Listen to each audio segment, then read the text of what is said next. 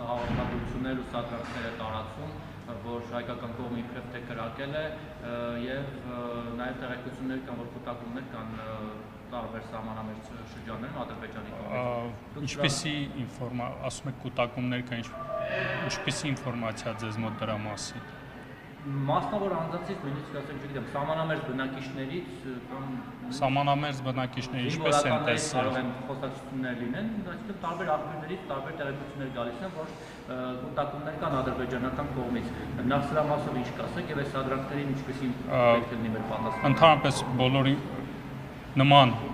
այսպես ասած, ասեկոսների վերաբերյալ պետք չի հետևել այդպես ինֆորմացիոն աղբյուրներին, եթե ինչ-որ ինֆորմացիա լինի, միանշանակ է, որ Պաշտպանության նախարարությունը ինֆորմացիա տրամադրելու է։ Սահմանային իրավիճակի հետ կապված Պաշտպանության նախարարությունը պարբերաբար տեղեկություն է տրամադրում,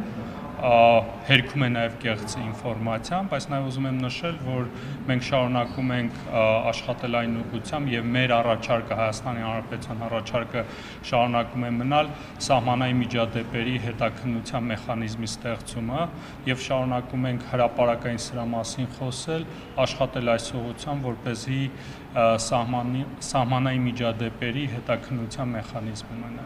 Հերքելով ինչքան արդյունքի հասնենք, հանրությունը մտահոգված է, բանվերքան ասում են, ըստ էության 44-օրյա պատերազմի սցենարն է կարծես թե կրկնում, որտեղ պարբերաբար այսպիսի հերքումներ տարածեցին եւ արդյունքում սեպտեմբերի 27-ին սկսվեց։ Այսպիսի անհանգստություն կա, այդպես սկսվեց 44-օրյա պատերազմը։ Սա ձեր գնահատականն է, թե հանրության մտահոգությունը, բոլորն ասում են, այս անընդհատ այս հերքումները, հակառակորդի կրակոցները ի վերջո ինչ է սպասվում մեզ։ Եթե կեղծ ինֆորմացիա է, եթե Հայաստանը մեղադրում են ինչ-որ մի կեղծ բանում Հայաստանը չշարունակի հերքել, Հայաստանը շարունակելու է հերքել եւ նաեւ աշխատել, որպեսզի սահմանային միջադեպերի հետաքննության մեխանիզմ ստեղծենք, որպեսզի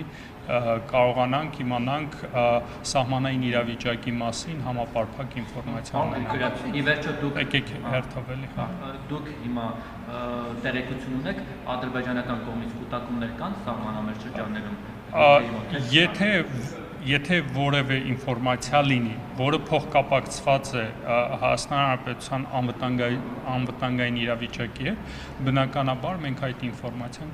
կկիսվենք հանրության հետ, դա միանշանակ է։ Եթե հանրության մեջ տեղեկությունը կա, մեզ լրագրողներից գալիս ասում է, որ որոշակի մտահոգություն է, բայց նայեք, ձեզ որտեղից այդ ինֆորմացիան, դուք ունեք հստակ աղբյուր, որ ձեզ նման բան է ասել, շատ անկեղծ, դուք ունեք հստակ։ Բնականաբար անունը չեմ կարող տալ, այո։ Հասկանալի է, ունեք հստակ աղբյուր, խնդրում եմ։ Տեսել են նույնիսկ տեսախցիկով տեսել են այդ կուտակումները, այսինքն ադրբեջանական կողմից շարժ է նկատվում։ Ի վերջո սահմանը է։ Որտեղի տեսախցիկներով են այդպիսի բան տեսել։ Պարոն Գրիգորյան, հիմա եկեք շատ չդետալացվենք, որտեղ շատ հասկանալի է։ Նայեք, ես չեմ ասում ձեր աղբյուրը ասել։ Ես ասում եմ, որ խնդրում եմ այդ մարդուց խնդրեք, որպեսզի ձեզ հավելյալ ոչ թե տեսածով, եթե հնարավորություն ունի, ձեզ հստակ ինֆորմացիա տրամադրի, որովհետև ես ենթադրում եմ, որ ամենայն հավանականությամբ ինքը այդպիսի բան չի տեսել, որովհետև եթե ինքը տեսել է, պետք է մեր համակարգներ տեսնել եւ մենք այդպիսի ինֆորմացիա ունենանք։ Ձեր համակարգը տեսել, որ նաեւ ասում եմ, հաջորդ պատերազմի վտանգ տեսնում եք ամեն դեպքում տևական ժամանակ, գրեթե 1 ամիս է այս հերքման գործընթացի տեխնիկան, Ադրբեջանից մեր կողմը պահանջում է, որպեսզի ապացույցներ ներկայացնի տեղության, որևէ արձագանք չկա, հանրությանը խնդրում եմ որպես պաշտոնատար անձ Հայաստանի Հանրապետության անվտանգության վերաբերյալ, եթե մենք սպառնալինք տեսնենք, բնականաբար հանրության հետ կկիսենք։ Եթե մենք ունենանք որևէ ինֆորմացիա, որը վերաբերում է Հայաստանի Հանրապետության անվտանգության սպառնալիքներին, բնականաբար մենք կկիսվենք հանրության հետ եւ ես ուզում եմ շնորհակալություն հայտնել ձեզ։ Պարոն Գրիգորյան, պայմանավորվել ենք կարճ ժամանակ։ Արտադրման դեպքում ինչ կլինի։